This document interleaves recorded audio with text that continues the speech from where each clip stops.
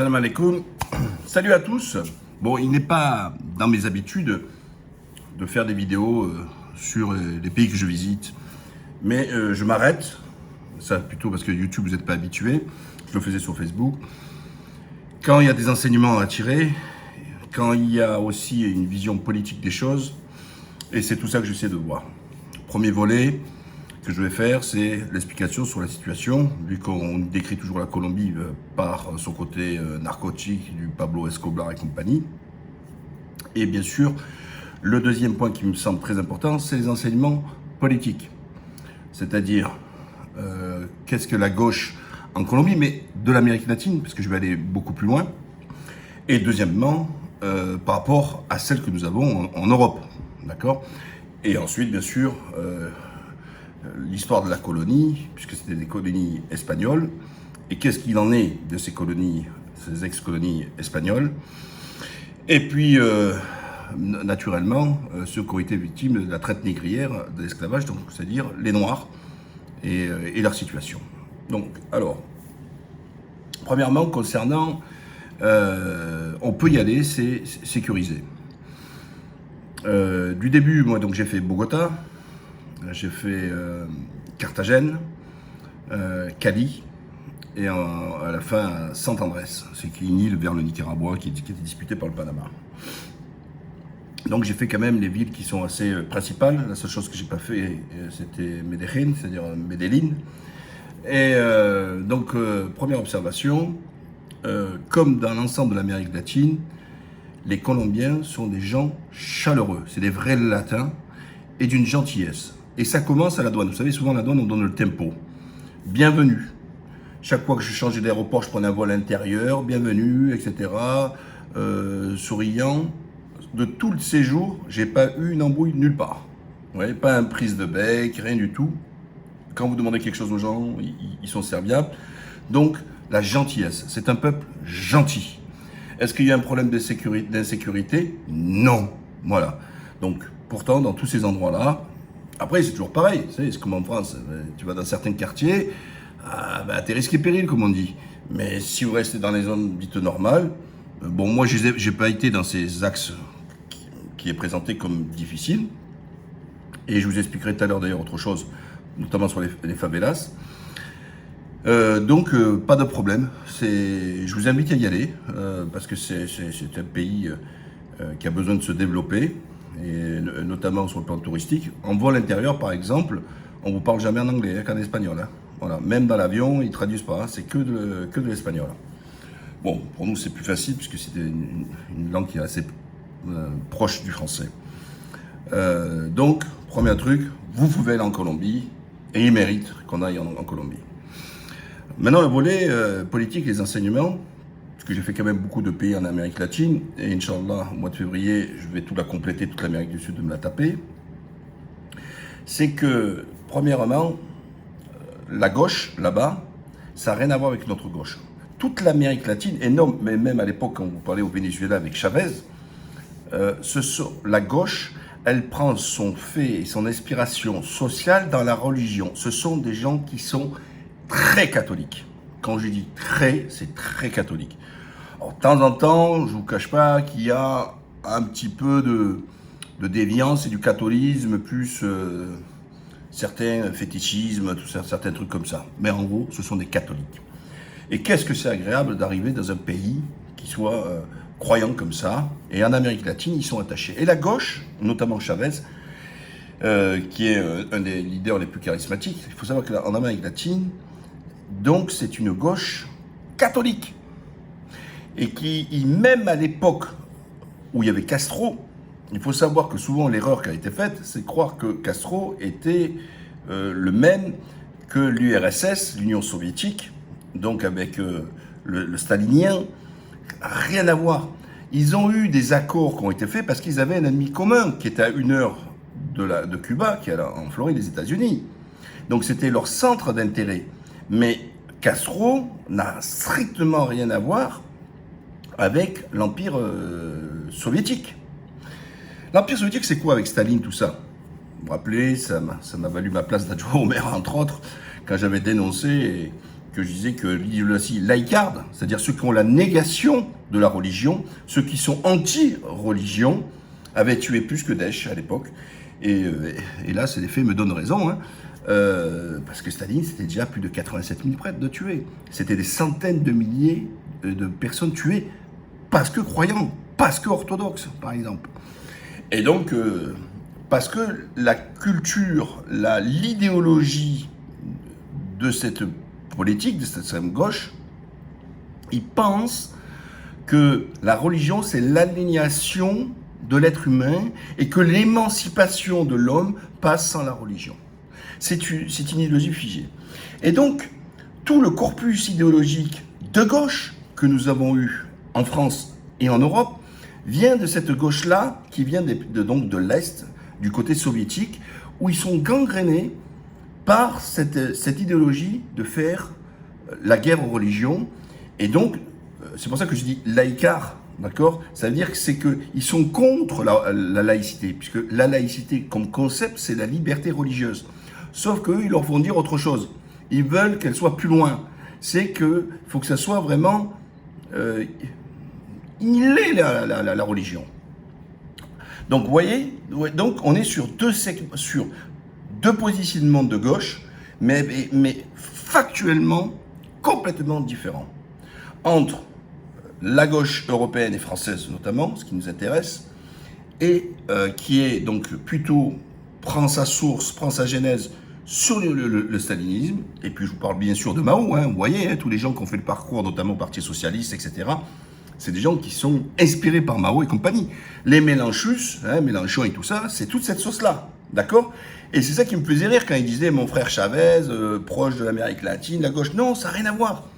Et c'est hyper important, parce que, encore une fois, en général, ce qui fait un corpus politique, c'est l'idéologie. On a des marqueurs, on a des fondamentaux, on a un ciment, on a des fondations qui sont communes. Sauf qu'aujourd'hui, il n'y a plus rien en France. Hein.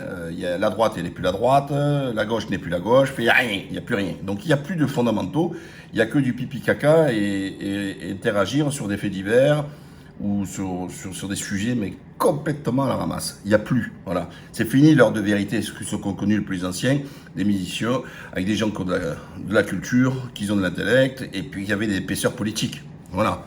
Voilà, ça n'existe plus. Voilà. La France, elle est morte cérébralement, politiquement, elle est morte cérébralement, pour paraphraser Macron quand il parlait sur l'OTAN. Et cette gauche, par exemple, moi je me sens plus proche de la gauche d'Amérique latine, et je suis forcément de droite en France, parce que à la base, pas maintenant, hein, j'insiste bien là-dessus, à la base, ceux qui défendaient les valeurs conservatrices, la famille, tout ça, etc., qui étaient contre le mariage pour tous, tout ça, etc., qui étaient donc conservateurs, c'était la droite.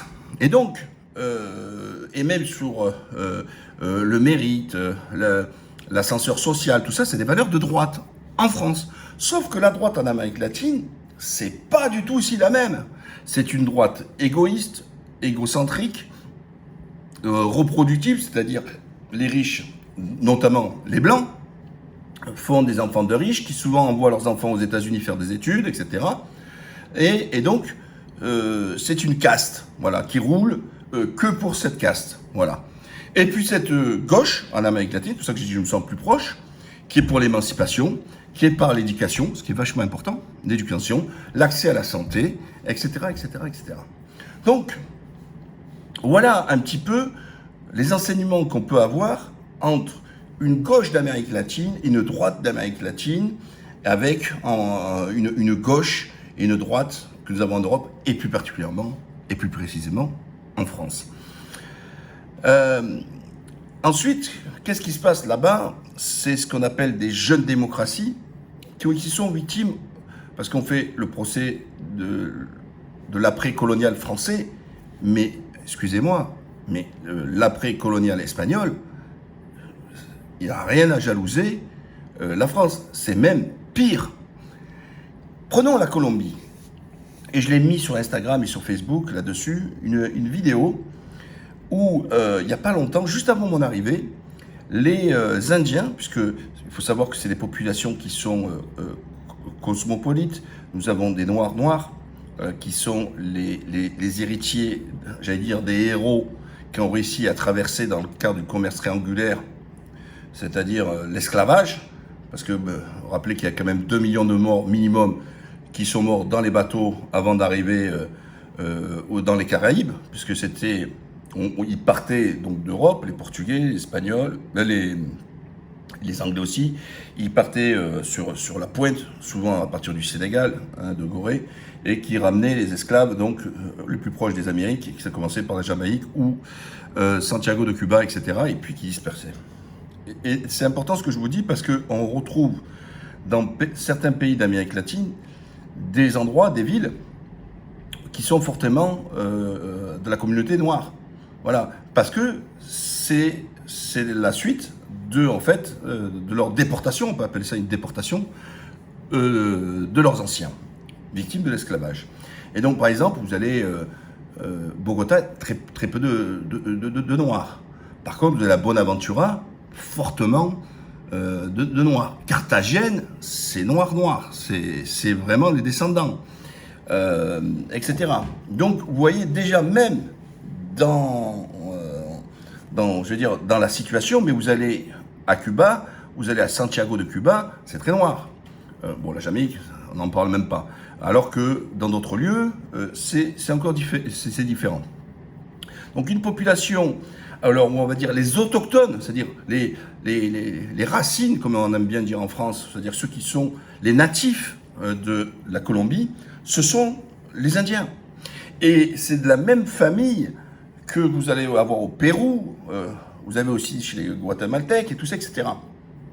Et donc, eux, ils ont déboulonné la tête du Acadi, de la statue de l'Espagnol, qui est présentée comme celui qui a découvert Cali. Et donc, les gens, avec la statue, vénéraient, il a découvert Cali, etc. Or, c'est faux. Avant ce colonisateur, avant les Espagnols, les Indiens étaient sur place. Donc, vous voyez comme ils ont falsifié encore l'histoire. Et je trouve inadmissible que la Colombie accepte justement d'avoir falsifié l'histoire et n'avoir retenu que, comme nous avons même en Turquie avec l'arrivée de la République, etc., c'est-à-dire que l'histoire antérieure à Mustafa Kemal, avant la République, n'existait pas, donc l'Empire ottoman n'existait pas, mais c'est exactement la même chose là-bas, comme si la Colombie n'existait pas avant l'arrivée des Espagnols, ce qui est faux. Ils ont dû lui déboulonner la tête et demander pourquoi il n'y a pas une statue d'un Indien. Et ils ont raison, dans leur propre pays. Ils ont subi la colonisation avec des morts, tout ça, etc. Et à la fin, on leur sort une statue du colon. Mais c'est hallucinant. Savoir que dans toute l'Amérique latine, c'était surtout des polythéistes. Alors qu'est-ce que des polythéistes pour les profanes?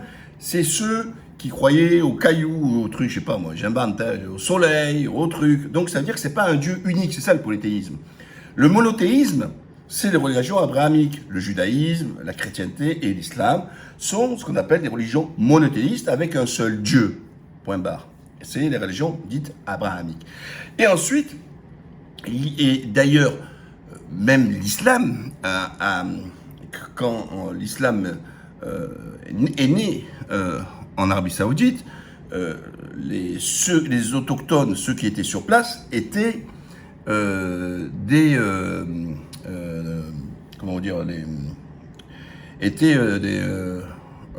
polythéistes, donc qui croyaient à un morceau de bois, ils avaient plus de 300 dieux et compagnie.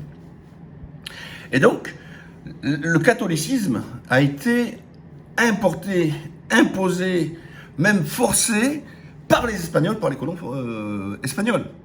Et donc, naturellement, avec les générations, fait que, tant en Colombie que dans les autres pays de l'Amérique latine, ils sont devenus catholiques.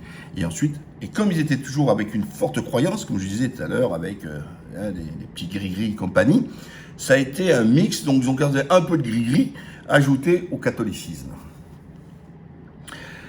Donc ça, c'est une des conséquences. Leur langue, leur langage, c'est l'espagnol. Alors qu'ils avaient leur propre langage. Donc on a été par une colonisation d'assimilation, c'est que les Espagnols ont imposé leur langue, donc ils parlent tous l'espagnol, Et deuxièmement, je ne parle pas du Brésil, qui lui était une colonie portugaise, et donc il parle le portugais. Hein. Mais, donc voilà, la religion, la langue, et même, vous vous rendez compte, l'histoire, en disant qu'en gros, c'est les Espagnols. Concernant, quand vous voyez, vous allez à Carthagène, je vous invite à y aller. S'il y a une ville qu'il faut aller visiter, c'est Carthagène. Cartagena, ils disent. Carthagène, qui est un port d'ailleurs, où transitaient aussi l'esclavage, les esclaves, qui est un endroit fabuleux parce qu'on retrouve tout le côté colonial, les constructions qui sont d'une beauté exceptionnelle. Et là, ce qui m'a fait plaisir, quand je parlais avec les Colombiens, enfin certains Colombiens, c'est que la plupart connaissent, savent que tout ce que ces Espagnols s'attribuent, comme la construction, tout ça, etc., de cette époque, omettent de dire la vérité. C'est que tout ça venait d'Andalousie, fait par les Arabes. Et oui, alors là, ça va faire mal à certains, les Arabes. Et je rappelle que le travail d'art, quand les rois de France demandaient un arabe, c'était pour faire un travail d'art. Et qui est devenu, dans le langage courant, un travail de merde. Vous voyez comment on est vite passé d'une... La réalité, le travail d'arabe, c'est un travail d'art et de qualité. Et c'est ce qu'ils ont fait. Et on retrouve, vous voyez, avec le côté des voûtes, l'arrondi, tout ça, c'est purement oriental. C'est purement mauresque. C'est purement arabe. Oui. Et donc, vous verrez dans ces conditions. Alors, Carthagène, vous le retrouvez à la Havane. C'est-à-dire que c'est le même esprit. On le retrouve dans beaucoup d'autres pays. Inch'Allah, j'irai voir, notamment en Équateur et d'autres pays, en Amérique, en Bolivie, tout ça, tout, on retrouve toujours ce type de construction. Mais ça mériterait une autre vidéo quand je vais me taper tous les autres. Et donc voilà la situation. Et aujourd'hui, la situation économique du pays fait que les Blancs ont accès riches, continuent à faire des enfants riches et éduqués. Les Noirs pauvres, qui continuent à ne pas donner, qui n'ont pas accès à l'éducation, et pauvres. Et on continue. Alors, ça va mieux qu'avant. Donc, il y a une petite poignée qui arrive à s'en sortir, à pouvoir émerger, mais c'est un schéma reproductif. C'est-à-dire que, depuis des siècles, la population noire subit. Voilà. Et encore une fois, c'est toujours les mêmes. Toujours les mêmes qui subissent. Parce que le système économique est un système libéral, parce que la Colombie est maintenant colonisée intellectuellement, économiquement, dans la corruption et tout ce que vous voulez, des États-Unis. Donc on ne parle plus d'Espagne là-dessus. Et vous savez que les États-Unis, c'est chacun sa mère et Dieu pour tous. Dès que vous leur dites de partager, d'aider sur la santé un pauvre, ils vous traitent de communistes. Et là-bas, les communistes, c'est une insulte aux États-Unis. Hein. C'est comme si on vous disait terroriste. Hein. Et donc, il n'y a pas cette volonté de transformer. Je discutais avec des jeunes et des gens qui avaient de l'argent, fils de riches, tout ça, etc. Je lui dis, tu sais, si tu aimes ton pays, il me fait oui, mais si tu aimes ton pays, tu dois faire en sorte de te battre, de contribuer, déjà d'être un bon patron, de bien payer tes salariés, mais de faire en sorte que les autres ont droit à l'éducation. Parce que vivre clos, dans l'entre-soi, etc., dans ton propre pays, si tu aimes ton pays, tu lui souhaites le meilleur. Et donc, et vous savez, je ferai plus tard une autre vidéo là-dessus, parce que j'ai appris beaucoup avec un frère africain, il y a quelques années, il m'a fallu plus de 15 ans pour le comprendre, qu'en fait, on ne peut pas forcément dépendre toujours de dire le politique, le politique, le politique. Chacun, dans son coin, dans ce qu'il fait, il peut être acteur pour son pays. Voilà. Alors, je ne vais pas vous sortir l'expression qu'avait dit le président américain, vous ne posez pas la question qu'est-ce que le pays peut faire pour vous, vous dites ce que vous pouvez faire pour votre pays. En gros, c'est un peu ça. Mais je pense qu'on peut être les uns et les autres acteurs dans son environnement, etc. Et donc j'avais ce discours-là pour permettre de dire voilà et de prendre conscience. Et il me disait oui. J'ai dit est-ce que c'est normal que toi tu fasses des études à Miami? C'est pas normal. Pourquoi avec des fortunes? Pourquoi tu n'auras pas d'université en Colombie? Voilà. Donc les gens, qu'est-ce qu'ils font? C'est avoir de l'argent pour aller dans les écoles privées et voilà, et voilà. Il faut que le public puisse réussir. Cuba, pour moi, reste le meilleur exemple au monde. C'est le meilleur système d'éducation au monde.